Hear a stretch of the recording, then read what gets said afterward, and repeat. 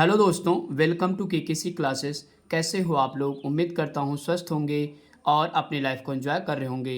दोस्तों, आज हम लोग क्लास 10th का मोस्ट इम्पॉर्टेंट टॉपिक पढ़ने वाले हैं। उस टॉपिक का नाम है जय प्रक्रम। ओके दोस्तों मोस्ट इम्पॉर्टेंट 65 एमसीक्यू यानी कि 65 बहुविकल्पी प्रश्न आज हम लोग सॉल्व करेंगे। ओके दोस्तों ये सारे क्वेश्चन बोर्ड एग्जाम में आए हुए क्वेश्चन लिए गए हैं। ओके दोस्तों यकीन मानिए कि अगर ये 65 क्वेश्चन आप कर लेते हैं तो इन क्वेश्चनों से बाहर इस टॉपिक में क्वेश्चन नहीं आएगा। ओके दोस्तों, तो आइए दोस्तों वीडियो की शुरुआत करते हैं।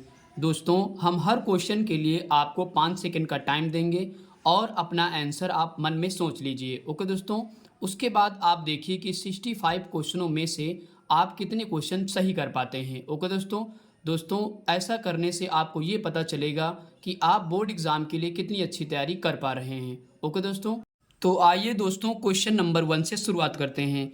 दोस्तों क्वेश्चन नंबर 1 क्या कह रहा है? मनुष्य के हृदय में कोष्ठक होते हैं। ऑप्शन ए 3, बी ऑप्शन है 4। तो दोस्तों यहाँ पे समय खत्म हो चुका है। यहाँ पे ऑप्शन बी सही है यानी कि 4। ओके दोस्तों अगर आपसे पूछा जाए कि मनुष्य के हृदय में कोष्ठक कहे या चैम्बर कहे या कक्ष कहे, ओके दोस्तों तीनों एक ही मतलब है। ओके दोस्तों, तो कितने होते हैं? तो 4 होते हैं। ओके दोस्तों, इसके बाद दोस्तों हम लोग अगले क्वेश्चन पे चलते हैं। दोस्तों हमारा अगला क्वेश्चन है क्वेश्चन नंबर 2। स्वस्थ मनुष्य में सामान्य रक्तदाब होता है। रक्तदाब को इंग्लिश में दोस्तों क्या बोलते हैं? ब्लड प्रेशर बोलते हैं। ओके दोस्तों, ऑप्शन ए है 120/80 mmHg, बी ऑप्शन है 130/90 mmHg। तो दोस्तों यहाँ पे समय खत्म हो चुका है। यहाँ पे ऑप्शन ए सही है यानी कि 120/80 mmHg। दोस्तों यहाँ पे mmHg का मतलब होता है मिलीमीटर ऑफ मरकरी। ओके दोस्तों, तो यह ब्लड प्रेशर की क्या है? एक माप है। ओके दोस्तों, अगर 80 से नीचे जाएगा तो आपका बीपी क्या होगा? लो हो जाएगा। अगर 120 से ऊपर जाएगा तो आपका बीपी बढ़ जाएगा। ओके दोस्तों, अगर दोस्तों किसी व्यक्ति का बीपी घट गया है तो आपको उसको नमक का घोल देना चाहिए। ओके दोस्तों, अगर किसी का बीपी बढ़ गया है तो उसको मीठा खिलाना चाहिए। ओके दोस्तों, आई होप कि दोस्तों ये क्वेश्चन आपको समझ में आ गया होगा। इसके बाद दोस्तों हम लोग अगला क्वेश्चन करते हैं। दोस्तों अगला क्वेश्चन है क्वेश्चन नंबर 3। क्वेश्चन नंबर 3 दोस्तों क्या कह रहा है? वह जैव प्रक्रम जिसके द्वारा हानिकारक पदार्थों का निष्कासन शरीर से होता है। ऑप्शन ए उत्सर्जन, बी ऑप्शन है पाचन। तो दोस्तों यहाँ पे आपका समय खत्म हो चुका है। यहाँ पे ऑप्शन ए सही है यानी कि उत्सर्जन। ओके दोस्तों, वह जैव प्रक्रम जिसके द्वारा हानिकारक पदार्थों को शरीर से बाहर निकाल दिया जाता है उसे दोस्तों क्या कहते हैं? उत्सर्जन कहते हैं। ओके दोस्तों आपको पता है कि हमारे शरीर में सबसे बड़ा उत्सर्जी अंग कौन सा है? तो किडनी है। ओके दोस्तों, कौन सा होगा? किडनी होगा। ओके दोस्तों, इसके बाद दोस्तों हम लोग क्वेश्चन नंबर 4 पे चलते हैं। क्वेश्चन नंबर 4 दोस्तों क्या कह रहा है? मनुष्य के मुख में लाल ग्रंथियों की संख्या होती है। ऑप्शन ए 3 जोड़ी, बी ऑप्शन है 4 जोड़ी। तो दोस्तों यहाँ पे समय खत्म हो चुका है। यहाँ पे आपका ऑप्शन ए सही होगा यानी कि 3 जोड़ी। ओके दोस्तों, अगर ये क्वेश्चन आपके पास आता है कि मनुष्य के मुख में कितनी जोड़ी लाल ग्रंथियां होती हैं तो 3 जोड़ी होती हैं। ओके दोस्तों, इसके बाद दोस्तों हम लोग क्वेश्चन नंबर 5वें पे चलते हैं। क्वेश्चन नंबर दोस्तों 5वां क्या कह रहा है? पादप में जाइलम का कार्य है। ऑप्शन ए भोजन का वहन करना, बी ऑप्शन है जल का वहन करना। तो दोस्तों यहाँ पे समय खत्म हो चुका है। यहाँ पे आपका ऑप्शन बी सही है यानी कि जल का वहन करना। ओके दोस्तों, तो पादप में जाइलम का कार्य क्या है? तो जल का वहन करना यानी कि जल को जड़ों से लेकर के पूरे पेड़ में पहुँचाना किसका काम होगा? तो जाइलम का काम होगा। ओके दोस्तों, अगर दोस्तों आप इसको ट्रिक से याद करना चाहते हैं तो जाइलम में ही देखिए जल छुपा हुआ है, जा और ला जल छुपा हुआ है। तो ये जाइलम का कार्य क्या होगा कि पूरे पेड़ों में जल का वहन करेगा यानी कि जल को पहुंचाएगा। ओके दोस्तों, इसके बाद दोस्तों हम लोग अगला क्वेश्चन करते हैं। हमारा अगला क्वेश्चन है क्वेश्चन नंबर 6। क्वेश्चन नंबर 6 क्या कह रहा है? पादप में फ्लोएम का कार्य है। ऑप्शन ए जल का वहन करना, बी ऑप्शन है भोजन का वहन करना। तो दोस्तों यहाँ पे समय खत्म हो चुका है। यहाँ पे आपका ऑप्शन बी सही है यानी कि भोजन का वहन करना। ओके दोस्तों, तो पादप में जाइलम का कार्य क्या था कि जड़ों से लेके पूरे पेड़ों में जल को पहुँचाना, और फ्लोएम में क्या कार्य है कि पूरे पत्तियों से लेकर के भोजन को कहाँ पे पहुँचाना? पूरे पेड़ में पहुंचाना। ओके दोस्तों। इसके बाद दोस्तों हम लोग क्वेश्चन नंबर 7वां करते हैं। दोस्तों क्वेश्चन नंबर 7वां क्या कह रहा है, प्रकाश संश्लेषण में क्लोरोफिल की भूमिका है। ऑप्शन ए प्रकाश का अवशोषण, बी ऑप्शन है CO2 का अवशोषण। तो दोस्तों यहाँ पे समय खत्म हो चुका है। यहाँ पे आपका ऑप्शन ए सही है, यानी कि प्रकाश का अवशोषण। ओके दोस्तों, तो प्रकाश संश्लेषण में क्लोरोफिल का काम क्या होता है कि प्रकाश का अवशोषण करना। ओके दोस्तों, आपको पता है दोस्तों कि क्लोरोफिल जो है वो पत्तियों में पाया जाता है, जिसके कारण पत्तियां हरी दिखती हैं। ओके दोस्तों, आई होप कि दोस्तों ये क्वेश्चन समझ में आ गया होगा। इसके बाद दोस्तों हम लोग क्वेश्चन नंबर 8 पे चलते हैं। क्वेश्चन नंबर 8वां कह रहा है, पौधों में प्रकाश संश्लेषण द्वारा भोजन का निर्माण होता है। ऑप्शन ए जड़ में, बी ऑप्शन है पत्ती में। तो दोस्तों यहाँ पे आपका ऑप्शन बी सही है, पत्तियों में। ओके दोस्तों, तो पौधों में प्रकाश संश्लेषण द्वारा भोजन का निर्माण कहाँ होता है, तो पत्तियों में होता है। ओके दोस्तों, इसके बाद दोस्तों हम लोग अगला क्वेश्चन करते हैं। अगला क्वेश्चन हमारा है क्वेश्चन नंबर 9। क्वेश्चन नंबर 9 कह रहा है, रंध्र का संबंध है। ऑप्शन ए परासरण से, बी ऑप्शन है वाष्पोत्सर्जन से। तो दोस्तों यहाँ पे समय खत्म हो चुका है। यहाँ पे आपका ऑप्शन बी सही है, यानी कि वाष्पोत्सर्जन से। ओके दोस्तों रंध्र को इंग्लिश में बोलते हैं स्टोमेटा, जो कि पत्तियों में पाया जाता है। ओके दोस्तों, उसका मुख्य कार्य क्या होता है कि जल का वाष्पीकरण करना। ओके दोस्तों, इसके बाद दोस्तों हम लोग क्वेश्चन नंबर 10 पे चलते हैं। क्वेश्चन नंबर 10 क्या कह रहा है, पौधे का खाना तैयार करने की प्रक्रिया कहलाती है। ऑप्शन ए श्वसन, बी ऑप्शन है प्रकाश संश्लेषण। तो दोस्तों यहाँ पे समय खत्म हो चुका है। यहाँ पे आपका ऑप्शन बी सही है, प्रकाश संश्लेषण। ओके दोस्तों, तो पौधे जिस प्रक्रिया द्वारा अपना भोजन तैयार करते हैं उस प्रक्रिया को क्या कहते हैं, प्रकाश संश्लेषण कहते हैं। ओके दोस्तों, इसके बाद दोस्तों हम लोग अगला क्वेश्चन करते हैं। Question number 11। दोस्तों क्वेश्चन नंबर 11 क्या कह रहा है, मूत्र का निर्माण होता है। ऑप्शन ए वृक्क में, बी ऑप्शन है प्लीहा में। तो दोस्तों समय खत्म हो चुका है। यहाँ पे आपका ऑप्शन ए सही है, वृक्क में। ओके दोस्तों, वृक्क को दोस्तों इंग्लिश में क्या बोलते हैं, किडनी बोलते हैं। ओके दोस्तों, तो मूत्र का निर्माण कहाँ पे होता है, तो किडनी में होता है। ओके दोस्तों, आई होप कि दोस्तों यहाँ तक सारे क्वेश्चन समझ में आ गए होंगे। इसके बाद दोस्तों हम लोग क्वेश्चन नंबर 12 करते हैं। दोस्तों क्वेश्चन नंबर 12 क्या कह रहा है, कृत्रिम किडनी किस सिद्धांत पर कार्य करती है। आपका ऑप्शन है ए डायलिसिस, बी ऑप्शन है विसरण। तो दोस्तों यहाँ पे समय खत्म हो चुका है। यहाँ पे आपका ऑप्शन ए सही है, डायलिसिस। ओके दोस्तों, तो डायलिसिस को हिंदी में बोलते हैं अपोहन। ओके दोस्तों ध्यान रखिए, कृत्रिम किडनी का उपयोग डॉक्टर लोग कब करते हैं, जब कोई व्यक्ति गुर्दे की बीमारियों से ग्रसित होता है, तब वहाँ पे कृत्रिम किडनी का उपयोग किया जाता है। ओके दोस्तों, यहाँ पे दोस्तों डायलिसिस शब्द आया है। डायलिसिस प्रक्रिया वह प्रक्रिया है जिसके द्वारा ब्लड के विषाक्त पदार्थ को फिल्टर किया जाता है। ओके दोस्तों, आई होप कि दोस्तों ये क्वेश्चन समझ में आ गया होगा। इसके बाद दोस्तों हम लोग नेक्स्ट क्वेश्चन करते हैं। क्वेश्चन नंबर 13 कह रहा है, मानव किडनी का मुख्य कार्य होता है। ऑप्शन ए पाचन, बी ऑप्शन है उत्सर्जन। तो दोस्तों यहाँ पे समय खत्म हो चुका है। यहाँ पे आपका ऑप्शन बी सही है, उत्सर्जन। ओके दोस्तों, तो मानव किडनी का मुख्य कार्य क्या होता है, उत्सर्जन करना, यानी कि जो भी विषाक्त पदार्थ बनते हैं, विषैले पदार्थ बनते हैं, वो किसके माध्यम से बाहर निकलते हैं, तो किडनी के माध्यम से बाहर निकलते हैं, उसी को बोलते हैं उत्सर्जन। ओके दोस्तों, इसके बाद दोस्तों हम लोग क्वेश्चन नंबर 14 करते हैं। दोस्तों क्वेश्चन नंबर 14 कह रहा है, रुधिर है। ऑप्शन ए संयोजी ऊतक, बी ऑप्शन है पेशीय ऊतक। तो दोस्तों यहाँ पे समय खत्म हो चुका है। यहाँ पे आपका ऑप्शन ए सही है, संयोजी ऊतक। ओके दोस्तों, तो हमारा ब्लड कैसा है, कैसा ऊतक है, तो संयोजी ऊतक होता है। ओके दोस्तों, इसके बाद दोस्तों क्वेश्चन नंबर 15 करते हैं। दोस्तों क्वेश्चन नंबर 15 कह रहा है, एक वयस्क मनुष्य में औसतन कितना रक्त होता है। ऑप्शन ए 3 से 4 लीटर, बी ऑप्शन है 5 से 6 लीटर। तो दोस्तों यहाँ पे समय खत्म हो चुका है। यहाँ पे आपका ऑप्शन बी सही है, 5 से 6 लीटर। ओके दोस्तों, अगर एक वयस्क मनुष्य है तो उसमें कितना औसतन ब्लड होगा, तो 5 से 6 लीटर ब्लड होगा। ओके दोस्तों, इसके बाद दोस्तों हमारा अगला क्वेश्चन है। अगला क्वेश्चन है क्वेश्चन नंबर 16। क्वेश्चन नंबर 16 क्या कह रहा है दोस्तों, सोते समय मनुष्य का आरबीसी कितने प्रतिशत कम हो जाता है। ऑप्शन ए 5%, बी ऑप्शन है 4%। तो दोस्तों यहाँ पे समय खत्म हो चुका है। यहाँ पे आपका ऑप्शन ए सही है, 5%। ओके दोस्तों, जब व्यक्ति सोता है तो आरबीसी की संख्या कितने प्रतिशत कम हो जाती है? तो 5% कम हो जाती है। ओके दोस्तों, तो आरबीसी का फुल फॉर्म क्या होता है दोस्तों? रेड ब्लड सेल्स होता है, जिसको हिंदी में बोलते हैं लाल रक्त कणिकाएं। ओके दोस्तों, या फिर लाल रक्त कोशिकाएं। ओके दोस्तों, आई होप कि दोस्तों ये क्वेश्चन समझ में आ गया होगा।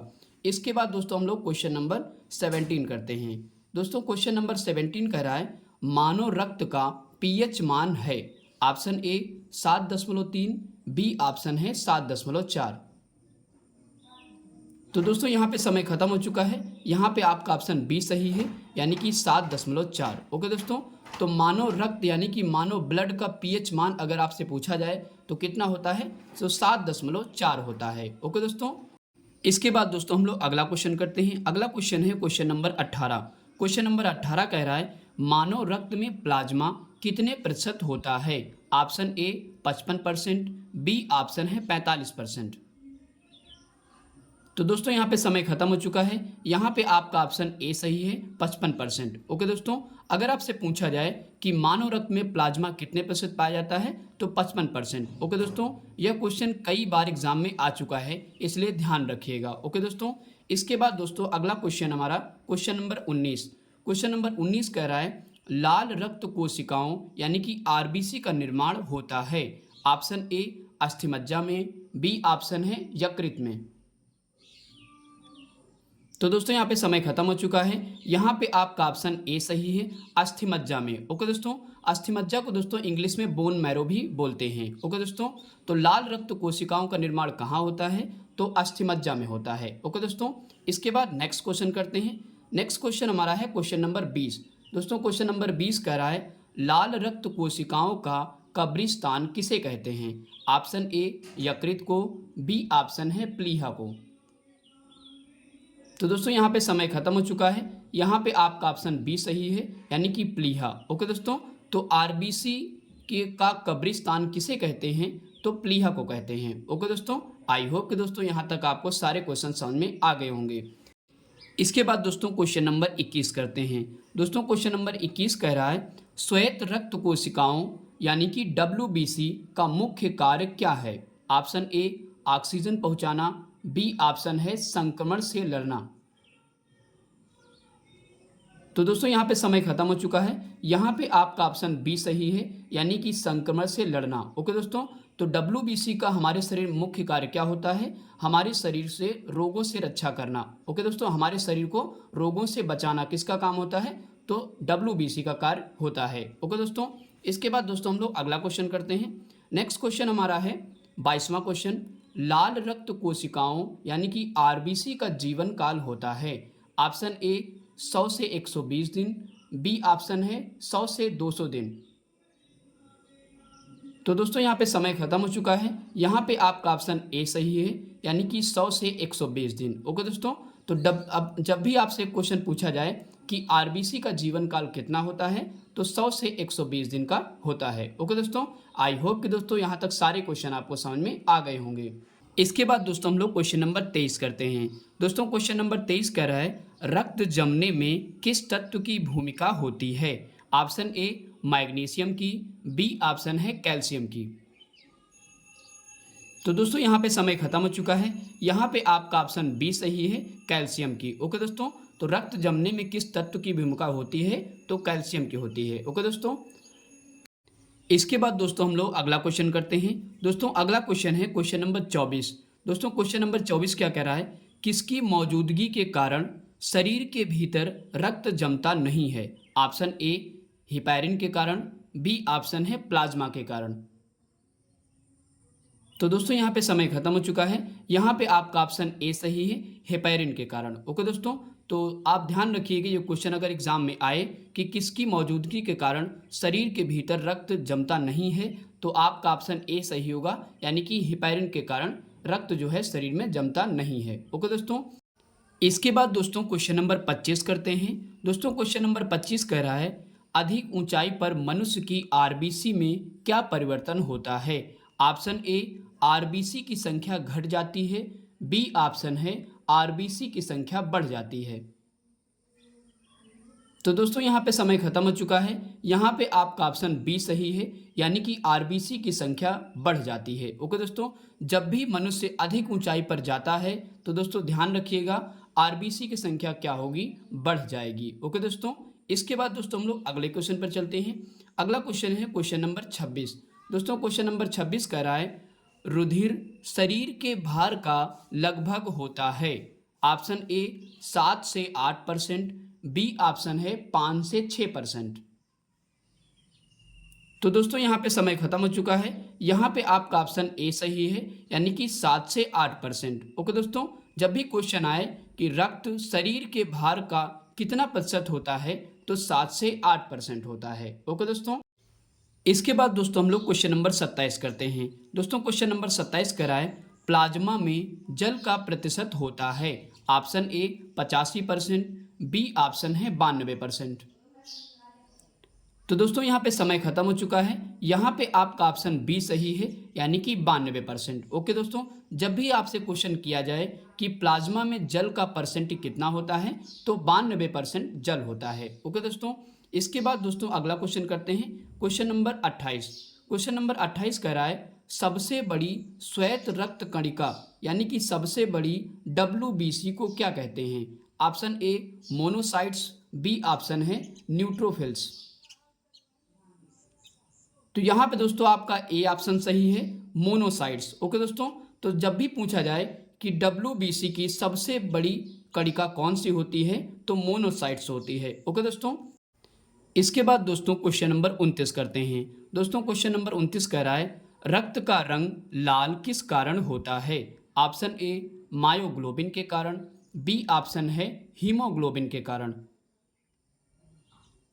तो दोस्तों यहाँ पे समय खत्म हो चुका है। यहाँ पे आपका ऑप्शन बी सही है, हीमोग्लोबिन के कारण। ओके दोस्तों, जब भी आपसे पूछा जाए कि हमारा ब्लड लाल किस कारण होता है तो हीमोग्लोबिन के कारण होता है। ओके दोस्तों, आई होप कि दोस्तों ये क्वेश्चन समझ में आ गया होगा। इसके बाद दोस्तों क्वेश्चन नंबर 30 करते हैं। दोस्तों क्वेश्चन नंबर 30 कह रहा है रक्त में रुधिर कणिकाएं यानी कि ब्लड सेल्स कितने प्रतिशत होती हैं। ऑप्शन ए 55%, बी ऑप्शन है 45%। तो दोस्तों यहाँ पे समय खत्म हो चुका है। यहाँ पे आपका ऑप्शन बी सही है, यानी कि 45%। ओके दोस्तों, जब भी आपसे क्वेश्चन किया जाए कि रक्त में रुधिर कणिकाएं कितने प्रतिशत होती हैं तो 45% होती हैं। ओके दोस्तों, और 55% दोस्तों क्या होता है, जो कि प्लाज्मा होता है। ओके दोस्तों, इसके बाद दोस्तों अगला क्वेश्चन करते हैं क्वेश्चन नंबर 31। दोस्तों क्वेश्चन नंबर 31 कह रहा है मनुष्य के शरीर में प्लेटलेट्स की संख्या होती है। ऑप्शन ए 1.5 लाख से 4.5 लाख तक, इसके बाद बी ऑप्शन है 2 से 6 लाख तक। तो दोस्तों यहाँ पे समय खत्म हो चुका है। यहाँ पे आपका ऑप्शन ए सही है, यानी कि 1.5 लाख से 4.5 लाख तक होती हैं। यानी कि जब भी पूछा जाए कि हमारे शरीर में प्लेटलेट की संख्या कितनी होती है तो 1.5 लाख से 4.5 लाख तक होती हैं। ओके दोस्तों, इसके बाद दोस्तों अगला क्वेश्चन करते हैं क्वेश्चन नंबर 32। दोस्तों क्वेश्चन नंबर 32 कह रहा है किस बुखार में प्लेटलेट्स बहुत तेजी से कम होती हैं। ऑप्शन ए टाइफाइड में, बी ऑप्शन है डेंगू में। यहाँ पे दोस्तों आपका समय खत्म हो चुका है। यहाँ पे ऑप्शन बी सही है, यानी कि डेंगू में। ओके दोस्तों, तो प्लेटलेट बहुत तेजी से किस बुखार में गिरती हैं तो डेंगू बुखार में। ओके दोस्तों, आई होप कि दोस्तों यहाँ तक आपको सारे क्वेश्चन समझ में आ गए होंगे। इसके बाद दोस्तों हम लोग अगला क्वेश्चन करते हैं। अगला क्वेश्चन है क्वेश्चन नंबर 33। दोस्तों क्वेश्चन नंबर 33 कह रहा है खनिज लवणों का अवशोषण होता है। ऑप्शन ए जड़ों द्वारा, बी ऑप्शन है पत्तियों द्वारा।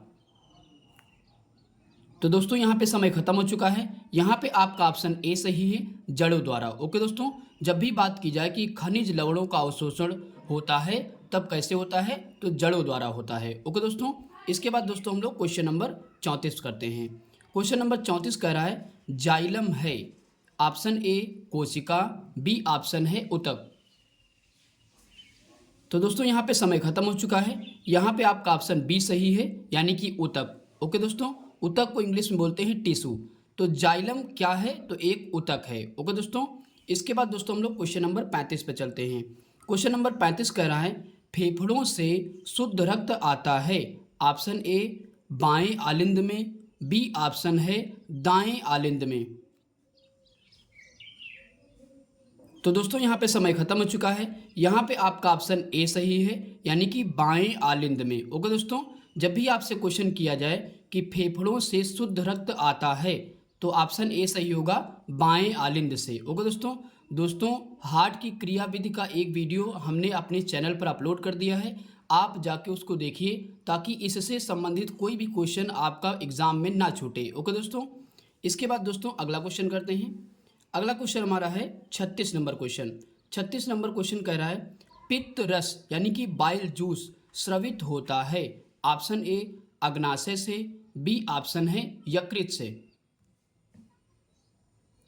तो दोस्तों यहाँ पे समय खत्म हो चुका है। यहाँ पे आपका ऑप्शन बी सही है, यानी कि यकृत से। ओके दोस्तों, तो जब भी पूछा जाए कि पित्त रस कहाँ से स्रवित होता है या फिर कहाँ से निकलता है, तो यकृत से यानी कि लीवर से। ओके दोस्तों, इसके बाद दोस्तों अगला क्वेश्चन करते हैं, क्वेश्चन नंबर 37। दोस्तों क्वेश्चन नंबर 37 कह रहा है रक्त में ऑक्सीजन का परिवहन कौन करता है। Option A haemoglobin, B option है WBC। तो दोस्तों यहाँ पे समय खत्म हो चुका है। यहाँ पे आपका ऑप्शन ए सही है, यानी कि हीमोग्लोबिन। ओके दोस्तों, तो रक्त में ऑक्सीजन का परिवहन कौन करता है, तो हीमोग्लोबिन करता है। ओके दोस्तों, अगर दोस्तों ऑप्शन में हीमोग्लोबिन ना दे करके RBC होगा, तब भी वहाँ पे आंसर RBC सही होगा। ओके दोस्तों, आइए दोस्तों इसके बाद अगला क्वेश्चन करते हैं। अगला क्वेश्चन है हमारा क्वेश्चन नंबर 38। दोस्तों क्वेश्चन नंबर 38 क्या कह रहा है दाएं निलय से अशुद्ध रुधिर जाता है। ऑप्शन ए हृदय में, बी ऑप्शन है फेफड़े में।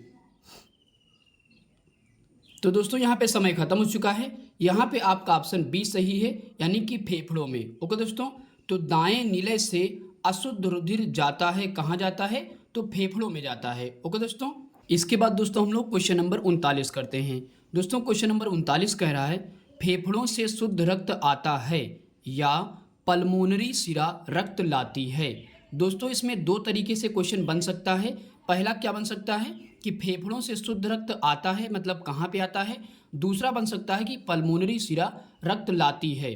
तो ऑप्शन ए है दाएं आलिंद में, बी ऑप्शन है आपका है बाएं आलिंद में। तो दोस्तों यहाँ पे समय खत्म हो चुका है। यहाँ पे आपका ऑप्शन बी सही है, यानी कि बाएं आलिंद में। ओके दोस्तों, तो यह क्वेश्चन ध्यान रखिएगा, बहुत ही महत्वपूर्ण क्वेश्चन है। ओके दोस्तों, इसके बाद दोस्तों हम लोग क्वेश्चन नंबर 40 पे चलते हैं। दोस्तों क्वेश्चन नंबर 40 कह रहा है शुद्ध रक्त को शरीर के विभिन्न भागों में ले जाती है। ऑप्शन ए महाधमनी, बी ऑप्शन है महाशिरा।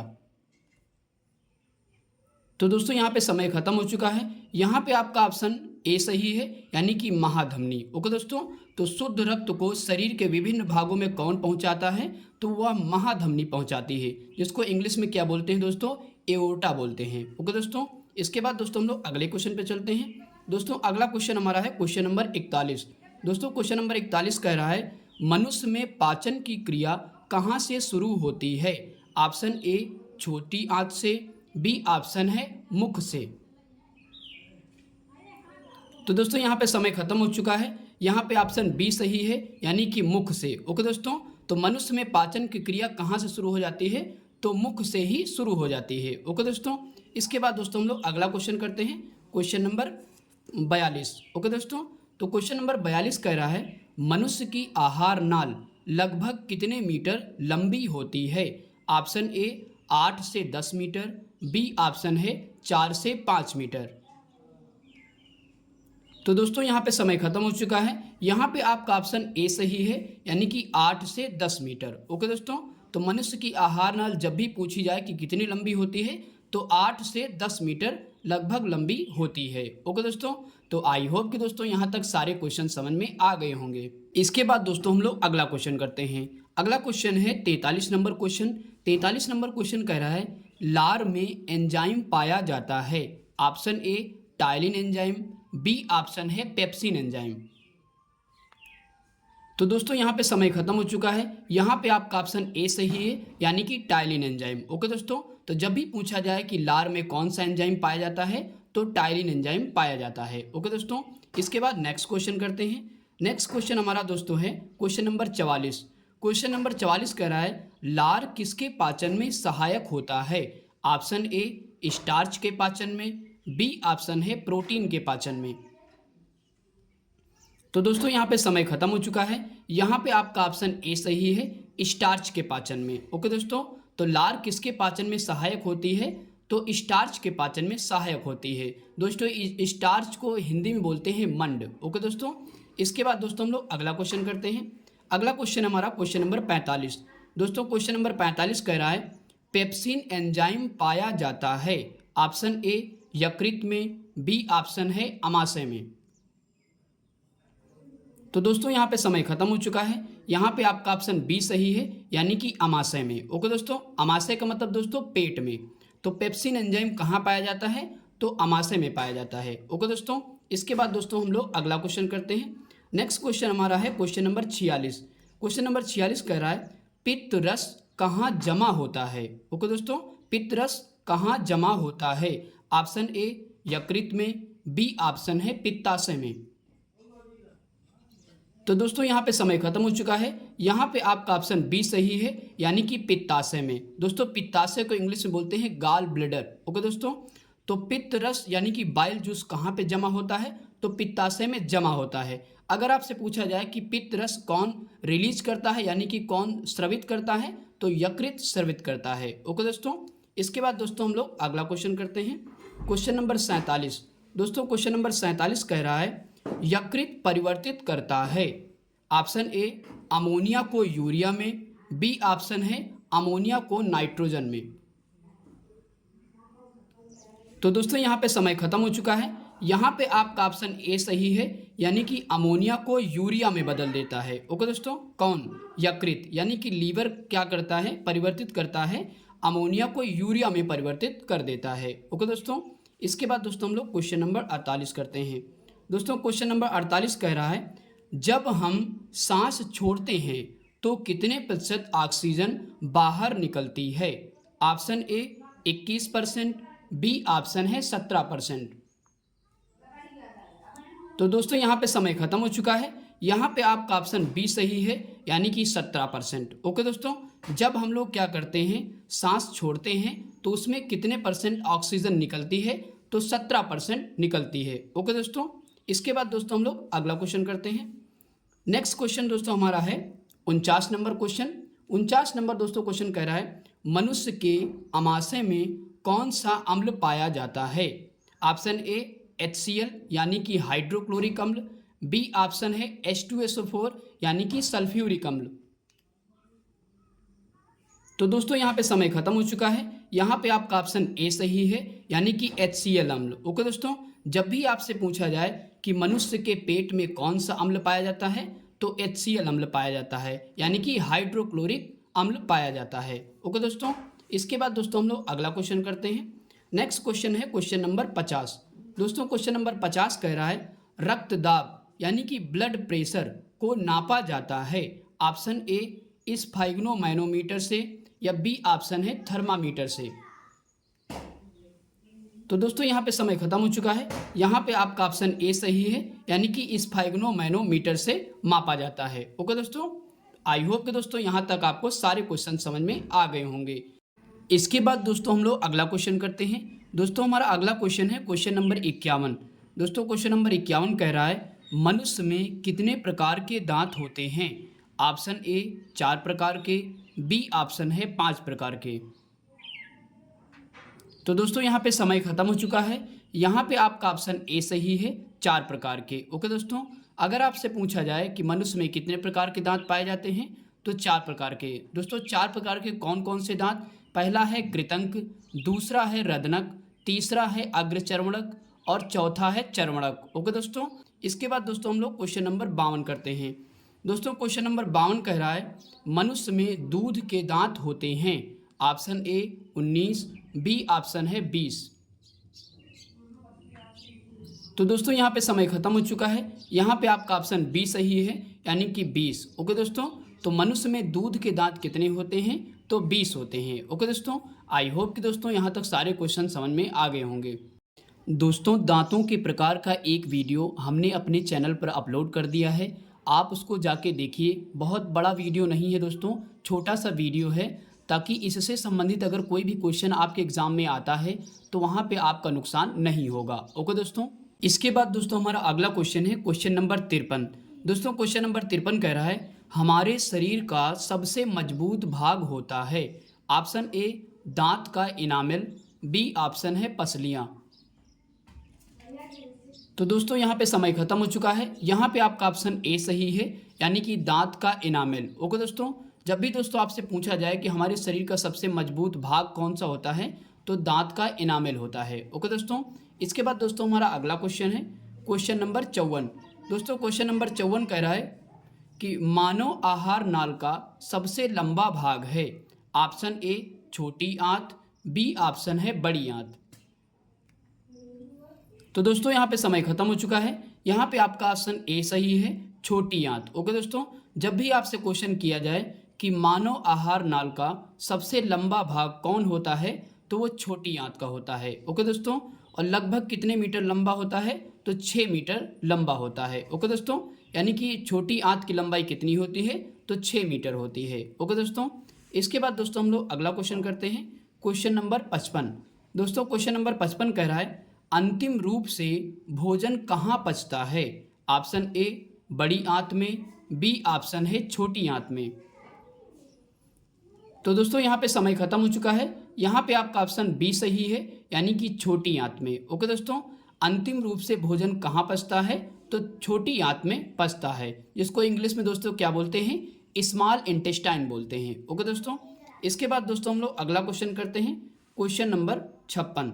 दोस्तों क्वेश्चन नंबर 56 कह रहा है छोटी आंत के कितने भाग होते हैं। ऑप्शन ए 3 भाग, बी ऑप्शन है 4 भाग।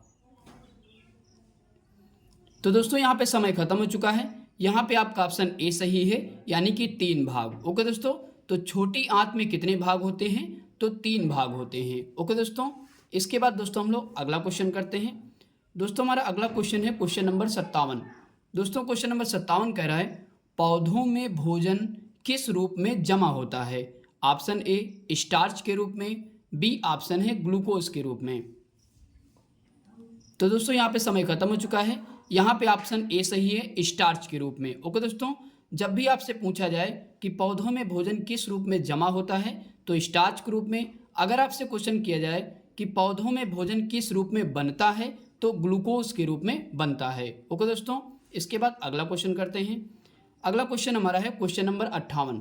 दोस्तों क्वेश्चन नंबर 58 कह रहा है पेप्सिन या ट्रिप्सिन एंजाइम का कार्य है। ऑप्शन ए प्रोटीन का पाचन करना, बी ऑप्शन है वसा का पाचन करना।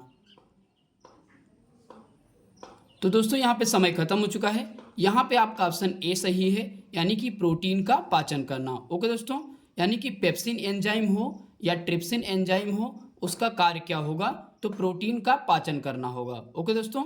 इसके बाद दोस्तों अगला क्वेश्चन करते हैं। अगला क्वेश्चन हमारा है क्वेश्चन नंबर 59। क्वेश्चन नंबर 59 कह रहा है निम्न में स्वपोषी कौन है। Option A amoeba, B option है हरे पौधे। तो दोस्तों यहाँ पे समय खत्म हो चुका है। यहाँ पे आपका ऑप्शन बी सही है, यानी कि हरे पेड़ पौधे। ओके दोस्तों, तो निम्न में स्वपोषी कौन है इसमें से तो हरे पेड़ पौधे होते हैं। दोस्तों हरे पेड़ पौधे स्वयं अपना भोजन तैयार करते हैं। ओके दोस्तों, इसीलिए उनको स्वपोषी कहा जाता है। इसके बाद दोस्तों हम लोग क्वेश्चन नंबर 60 करते हैं। दोस्तों क्वेश्चन नंबर 60 कह रहा है ग्लूकोज का रासायनिक सूत्र है।